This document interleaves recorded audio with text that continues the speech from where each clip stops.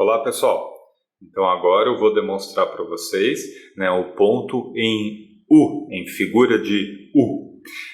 Qual que é a aplicação desse ponto? Ele é principalmente usado, assim como o ponto em X, para fazer suturas em músculo, para fazer aproximação de músculo, para fazer sutura de fáscias, para fazer aplicatura de fáscias e também para fixação de drenos. Qual que é o princípio do ponto em U?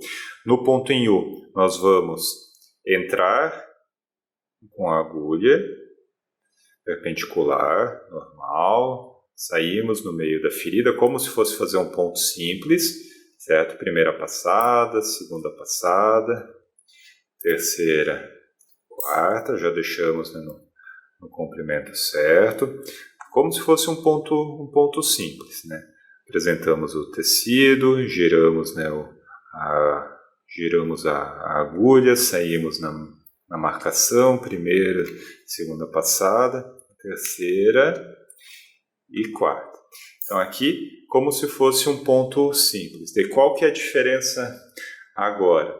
Nós vamos inverter a agulha, certo? Então podemos inverter pelo fio ou com a pinça, tanto faz.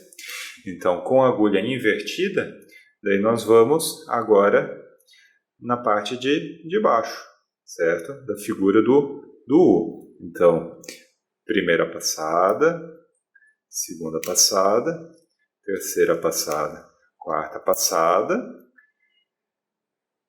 Saímos no meio da ferida, apresentamos o outro lado. Então, giramos a agulha e daí saímos na marca. Primeira passada, segundo movimento, terceiro, e daí a gente já pode tirar a agulha, certo? Então essa aqui é a figura, então ele fica numa figura de U. E como que a gente faz o nó? A gente faz deste lado de cá. Então a gente usa porta-agulhas entre os fios, ponta para cima, uma laçada, duas laçadas, faz a mesma coisa que o ponto normal. Estica o fio, e daí aqui já aproxima o tecido. Movimento ao contrário agora, o outro seminó para o outro lado. O segundo. E o terceiro.